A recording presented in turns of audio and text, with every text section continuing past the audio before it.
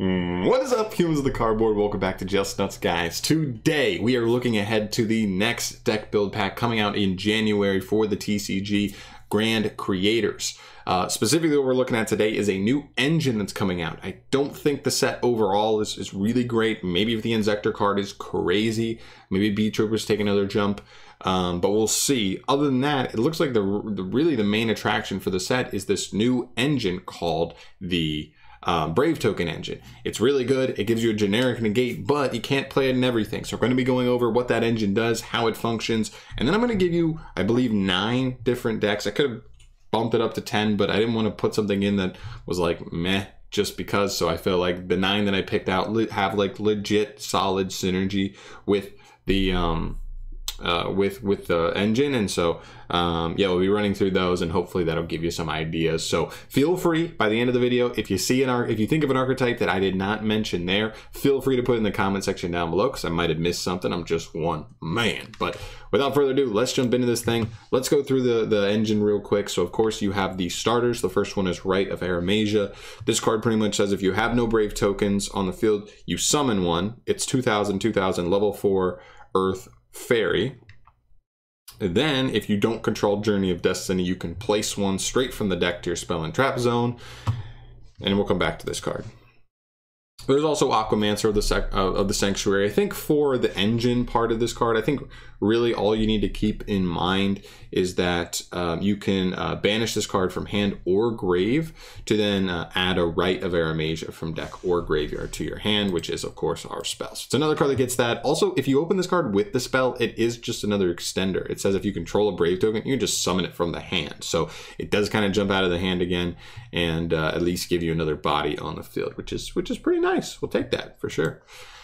Then we move to the next section of cards. We have Journey of Destiny. This is the card you get for free after you summon the token, right? Place it in the spell and trap card zone. This card kind of has a bunch of stuff going on for it, but the main thing is that during the main phase, you can add a monster that specifically lists Brave token in its text from your deck to your hand, and also gives you the potential that if you normal or special summon a monster, you can take an equip spell that lists Brave token in its text and either add it to your hand or equip it to a Brave token you control. So potentially just a +2. Oh, also it adds the card to hand, and then you have to send a card from your hand to the graveyard. I don't know if I mentioned that part, but yeah, so it isn't 100% free. It isn't just a full search. You do have to send something else from hand, which is kind of bummer, but you know, not the end of the world, especially if you were able to like add the equip spell first, and then you could just discard the equip spell to save all your full hand advantage, but still very nice. The monster you are adding off of that card is this guy right here, Griffin Rider. He says if you control no monsters or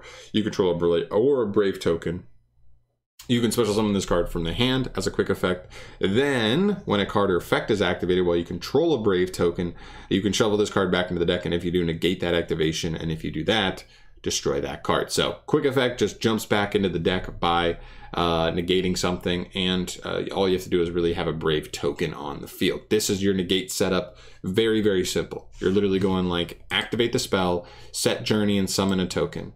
Journey is going to add you your Griffin, and then you're going to discard a card. So it does cost you one more card. And then the only other thing you have to keep in mind is if you wanted to play this card, it does add another brick to the deck, but it is what it is, right? Like, you know, it's a brick, but it can be a free +1. So, and it saves you from having to discard another card from your hand. And then literally you have a negate. Now, going back to the spell card, the only restriction we have here for this is this text here. I skipped this earlier because I wanted to mention it at once. That way you kept it fresh in your mind going into the decks we're going to talk about. This effect says, you cannot activate monster effects on the field the turn you activate this card except special summoned monsters. So long story short, you just cannot activate effects on the field of normal summoned monsters. That's it. So really what we're looking for here are decks that can really have a really strong functioning strategy that just don't need the effects of normal summoned monsters. And there's actually plenty out there. One other thing I want to keep in mind before we jump into the decks in just a second is not just any deck that doesn't really use a normal summon works great in this deck. I mean, I thought about stuff like Thunder Dragons. I was like, oh yeah, like technically sometimes they play like the Thunder monsters, whether it's like Batteryman Solar or the Wolf guy. And I know they don't like need that stuff, but sometimes they do play it. The only downside for decks like those are those the kind of decks where like they have no 1-card combos. They need like 2, sometimes even 3 cards in hand really to be able to do what they want to do. And so if you're splashing in a 7, 8, 9 card package into your main deck, I feel like at some point you're just hurting consistency more than anything else. And this package does more damage than it does helping. You're getting more resilience, but you're also taking away consistency at the same time. So you want to find a deck where that balance really comes through. So some of those archetypes, just because they don't have a dedicated normal summon, doesn't mean the synergy is quite there, because from a deck building standpoint, you're going to lose consistency, which is never what we want to see. So hopefully that gives you a brief little description of how the Brave Token archetype or engine works. Let's get into it. So starting off here, the first deck I have is Generators. This is a really cool one. Generators is one of those decks where you kind of just want to plop the field spell and then ride it out. The field spell gets you a ton of value by itself. People read this card and they're like, wow, this card's crazy. If only you didn't have to play like 5+ dedicated bricks in the deck. If you're going to play it pure. But it is what it is. The deck really doesn't use its normal summon except for Lopter, and Lopter never really needs to use its effect on turn 1. He has a quick effect where he can tribute a generator you control to summon a level 9 generator straight from the deck with a different name. You can easily just pass on this with the field spell, and then the field spell gets you a monster on your opponent's draw phase, and then this card can tag out for another one. So even in that situation, this card just still adds 1 really powerful interruption on top of the board you're going to have set up. And if you were to draw like this plus this and the field spell and the Brave Token engine, you are just rocking out with an Omni Negate, and a Hand Rip, and probably a quick effect Banish, which is really, really powerful. And of course, grindability on top of that's what the field spell does. It's what the Generators are really great at. So yeah, I think it's like pretty good. I just think the synergy works out pretty well. Next up here, number 2, we have Crusadia. Now this one I know you could look at and say like, but John, you were just saying how Thunder Dragons need 2 to 3 cards to do what they want to do. Crusadias are similar to that, but also Crusadias are very specific in the way they function, right? You could definitely go like, do the whole Brave Token like run through, where you have the Griffin and the token, and if you also had the Aquamancer, you could then normal summon a Crusadia, link into Magius, then summon the Aquamancer just because you control a Brave Token, and that'll trigger Magius. So it actually becomes a legitimately successful extender in the deck in that sense. And Crusadias already are just all 2-card combos, pretty much. Anything on top of that just increases the ceiling of what you're going to end on. So I do think the engine does work pretty well. It's definitely something I'll look into, especially because right now, the way I'm playing the deck, Crusadia, is with like the artifact stuff. I kind of want Dagda to get hit on the next ban list because I just think Searchable Scythe is like crazy. I think they should leave Sanctum, but yeah, I think Dagda could go, and there might be a potential situation where we want to pivot into another way to play the deck, and that could be something to look into. A little more resiliency, a little bit extension there, and even going second, like just summoning an Omni Negate into a board, your opponent has to negate that because that's going to let you play through some of their other interruptions. So really, really good. Next, and also like, of course, they don't use their effects on normal summon. None of the Crusadia monsters have effects on normal. You're just normaling them and then linking into the Magius. So yeah. Next up here, I have Ogdoax. This is a really interesting one. Funny enough, between aliens, between reptilians, between Ogdoax, there's really not a great dedicated normal summon that you need to be normal summoning duel to duel, which is really cool. So it opens us up for the potential to play an engine like this. Also, this is a deck that sometimes doesn't end on as many interruptions as people want. Having an Omni Negate on top of their board, kind of nice. And also we have stuff like Snake Rain, really, really, really, really high impact cards that if they get asked, a lot of times you just like pass or lose very quickly because you lost 2 cards from hand. I know sometimes it can be a good discard, but still you do need to get that graveyard filled up quick. And getting hand trapped on cards like this can just be so brutal. So I actually like the idea of that, just getting a lot more resilient in those situations. You're usually not finding yourself needing to normal summon Nalia, so I think for the most part this would be really good.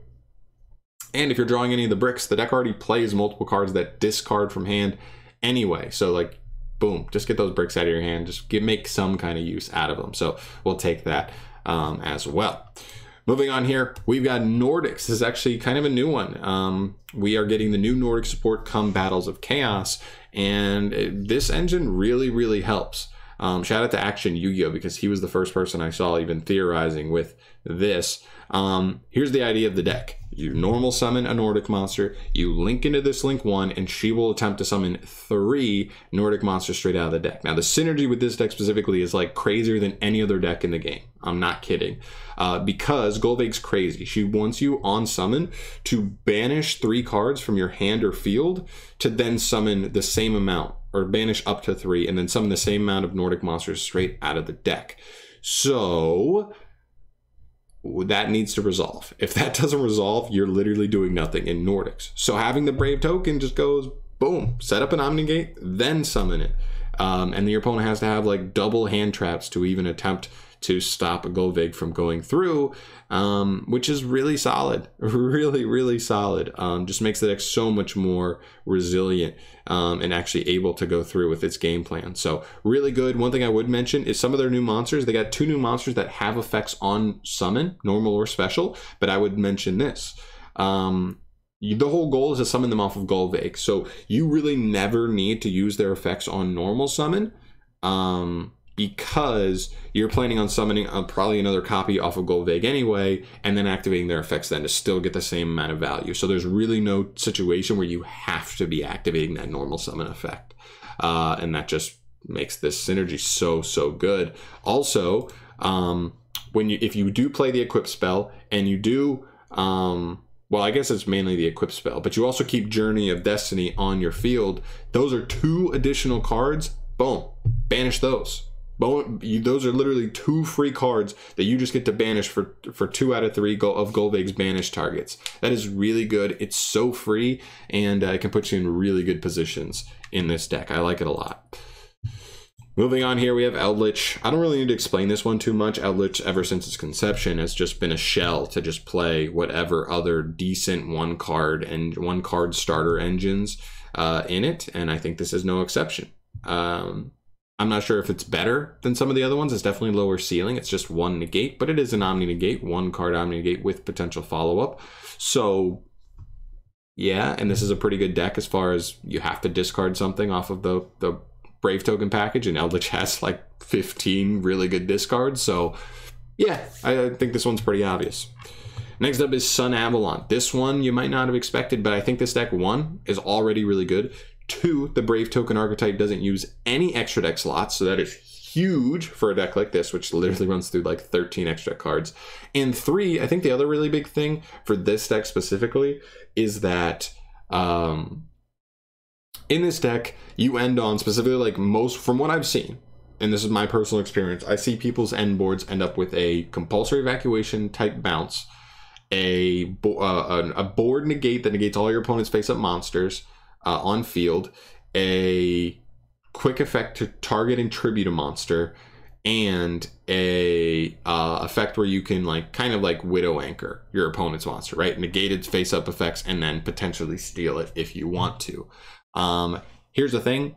You do nothing versus spells and traps. So even just having like an Omni negate, even if you don't go for that full combo, even getting like 2 or 3 of those interruptions, but still just adding that Omni negate could be so huge. It means we don't just lose to Lightning Storm. It means we don't just lose to evenly matched, right? You have one thing to stop any one of those huge blowout cards, because while I think those boards are pretty powerful, they do lose to very specific board breakers. And so having something like a generic negate and also making the deck just more resilient anyway could be huge for the deck. I really think that this deck could take a next step up and potentially be a legit rogue deck that we see, around fairly regularly. So keep an eye on this one.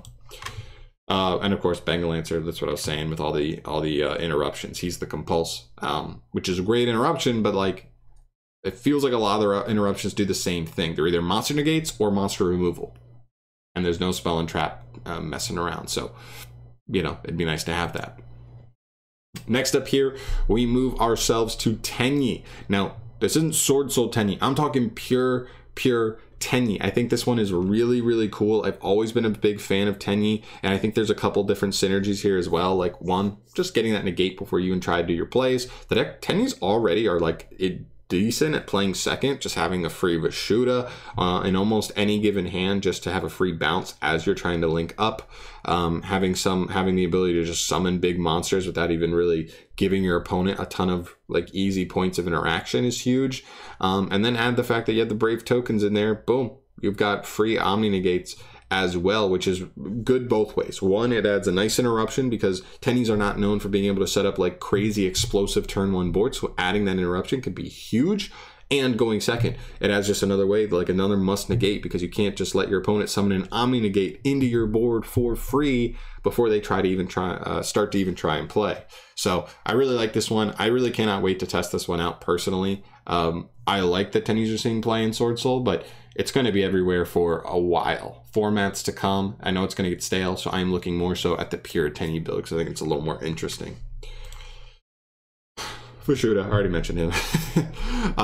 Number 2, this is the second to last one, Phantom Knights. This is all over the OCG right now. They're playing more of a mid-range style where you just get a ton of value off of like smaller combos instead of trying to go for these crazy wombo combos. You're just getting a ton of value. You're getting like multiple Fog Blades with maybe another boss monster, and also the Omni Negate with the token. Really good. This deck rarely ever needs its normal summon. Just because like they can just because what's his name, Stained Greaves, is that the right one, or am I saying the wrong one? Whatever, the one that like discards a card to send a Phantom Knight, he can revive himself from graves. So even if he's your normal summon, as long as you have any other like body to put on field, he's gonna like bring himself back, and he can use his effect then. That way he's not normal summoned, and then you work perfectly under the Brave token engine. It's good. It's going to be a pivot point, especially like I was talking about before with the Crusadia stuff. If we see Dagda get banned on the next ban list, I would not be surprised if that's the kind of pivot we see Phantom Knights make, and I'm sure we'll see it as soon as it drops anyway. Just people trying to try it out. And the number one thing, I think this is the deck that probably gets the biggest buff, or at least the most relevant buff for the metagame. I think Phantom Knights will be good regardless. It's one of those decks where they can pivot into so many different like styles of play, variants, and win conditions. But Prank Kids are definitely a deck that took a hit when Meow Meow went to 1. Which I took off of here for some reason. Whatever. Wait, what the heck? Oh, there we go. I have those out of order. When Meow Meow went to 1, the deck felt so much more fragile that if turn 1 they go normal summon, link 1, and they get ashed, or they get meistered, or whatever, they do just pass. And now it means if they didn't have a way to get to the pranks to shuffle Meow Meow back, they're going to be in a really tough spot where they have to end up with like a way to fusion summon pretty much to try and get their plays started, or have a very specific extender to keep playing, and that's kind of tough. That's a tough position to be in for sure. So I think what this does is it means you can summon an Omni Negate before you even go to normal summon and link into this, and I think that protection is probably good enough to really put Prank Kids potentially back on the map as a competitive deck. I'm sure some Prank Kids players will definitely come back out of the woodworks to mess around with it when this happens, because I just think this was a deck that we were talking tier 1 before Meow got hit on the ban list. Now they have this supplementary engine, and they could be tier 1 again because of that. I don't think they'll be the best deck in tier 1, but I do think they'll be in contention competitively of like, yeah, definitely be aware of Prank Kids because they are back. But yeah, that I think covers everything we were going to talk about today. Like I said at the beginning of the video, let me know in the comment section down below if there's any decks that you think could abuse the Brave token engine that I didn't mention here. I'm sure there are some out there. I didn't want this video to be forever, so I mentioned the ones that I thought had the most, or were the most noteworthy, but of course I could have easily missed something.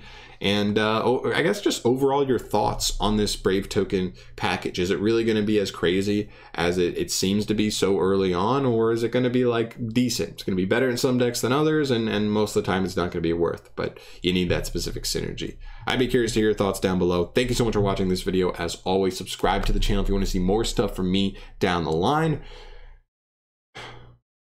Peace.